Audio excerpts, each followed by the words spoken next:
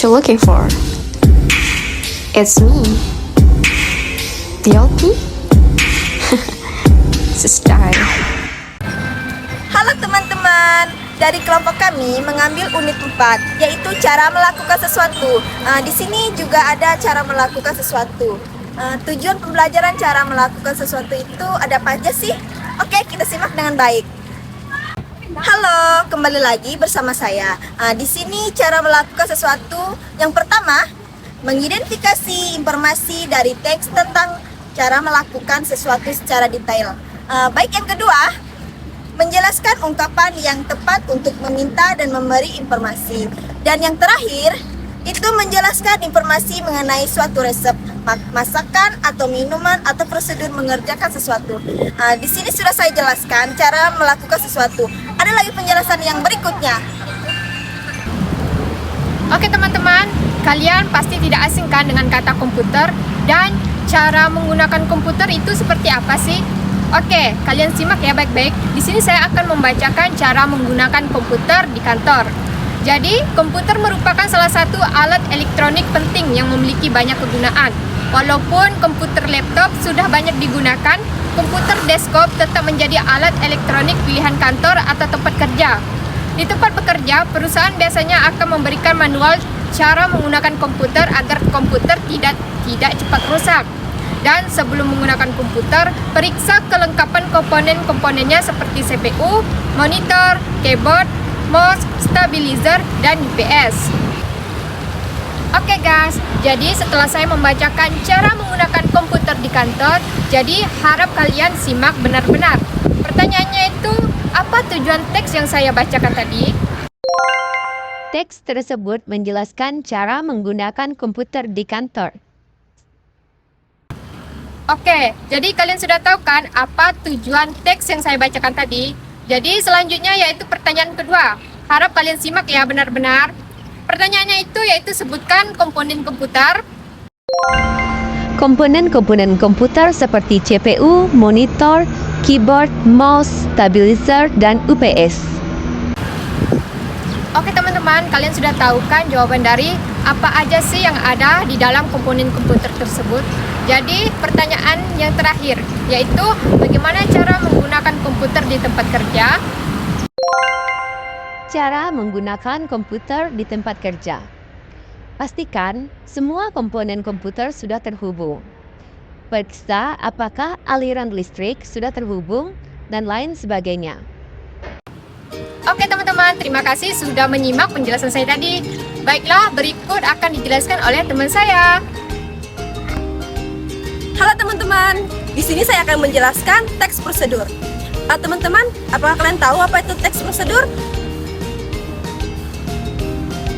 Oke, kita akan simak berikut ini. Baik, teks prosedur adalah sebuah teks yang membuat cara-cara menggunakan suatu alat atau membuat sesuatu melalui serangkaian langkah-langkah. Nah, di sini juga ada struktur umum dari teks prosedur adalah sebagai berikut. Yang pertama, itu ada tujuan. Memberikan informasi tentang maksud dan tujuan prosedur dan memberikan kesimpulan. Yang kedua, ada bahan-bahan. Mencantumkan bahan-bahan yang dibutuhkan untuk melakukan atau membuat sesuatu. Yang ketiga, langkah-langkah. Kegiatan untuk mencapai tujuan dalam urutan langkah yang benar. Penjelasan ini harus dibuat dengan urutan dan benar. Apabila urutan ini tertukar, hasil yang didapat mungkin berbeda. Anda akan menggunakan banyak kalimat inferatif atau yang dimulai dengan data kerja. Yang keempat, hasil. Hasil dari serangkaian langkah-langkah yang dilakukan. Jika diperlukan, Anda juga dapat menyebutkan hal yang tidak boleh dilakukan. Ketika memberikan penjelasan tata cara, biasanya Anda menggunakan konjungsi waktu seperti lalu, setelah itu, kemudian, pertama-tama, kedua, selanjutnya, dan terakhir. Bagian tahap menyimak.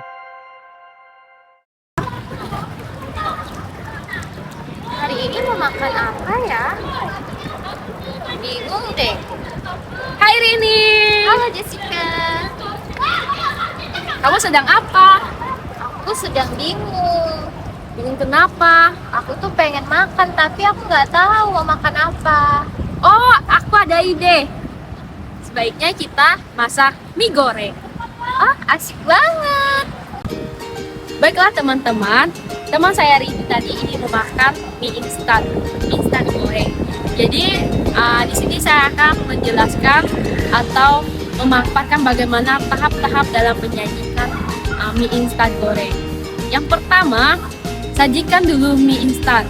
Yang kedua, rebus air dalam panci. Kemudian setelah tunggu beberapa menit, ketika airnya sudah mendidih, masukkan mie instan tersebut.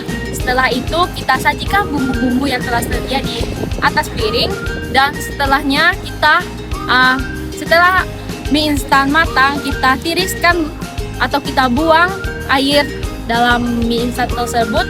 Setelahnya kita tuang dalam piring atau mangkok yang telah kita tuangkan bumbu. Setelah itu kita aduk-aduk dan mie instan telah tersediakan.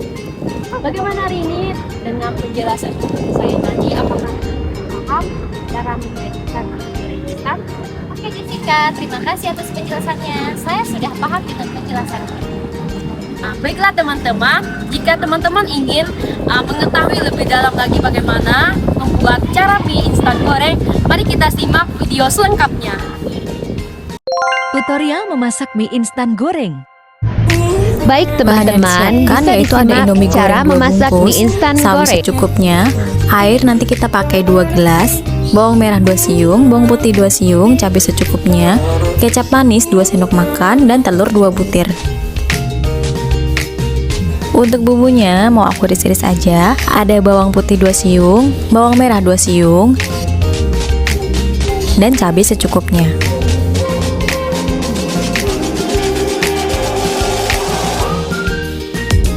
Oke, di sini aku udah manasin minyak goreng secukupnya. Masukkan telur sebanyak 2 butir. Orak-arik sampai telurnya matang. Kemudian masukkan bumbu yang udah diiris-iris tadi. Tumis sampai bumbunya harum dan layu.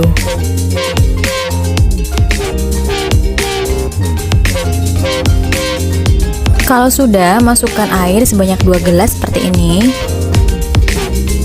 Tunggu hingga mendidih. Kemudian masukkan 2 bungkus mie gorengnya. Terus dibalik biar matangnya merata. Kemudian masukkan bumbu Indomie gorengnya. Ini tadi bumbunya aku taruh di kulkas, jadi minyaknya beku biar gampang ngeluarinnya ya. Oh ya, kalau misalnya kalian pengen mie-nya dimasak terpisah boleh, disesuaikan dengan selera masing-masing aja. Terus tambahkan 2 sendok makan kecap manis.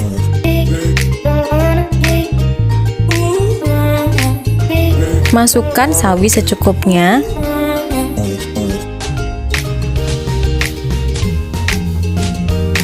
Terus tutup sampai sawinya matang dan bumbunya meresap.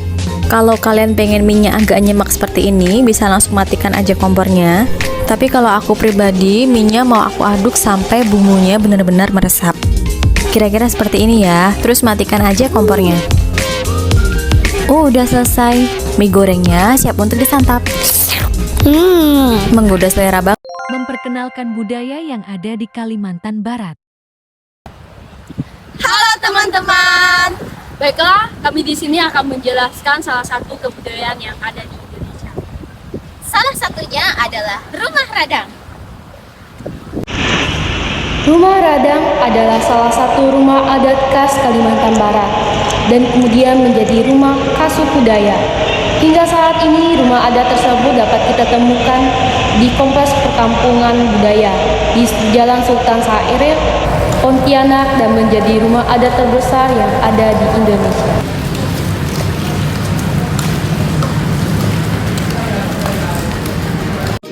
Baiklah teman-teman, bagaimana dengan video yang telah kami lakukan tadi? Bagi penutur asing, kalau ke Pontianak jangan lupa ke rumah radang. Oke teman-teman, tadi itu sudah jelas penjelasan dari unit 4 cara melakukan sesuatu. Semoga bagi kalian penutur asing bisa menambah wawasan dan pengetahuan kalian. Sekian dan terima kasih. Sampai jumpa.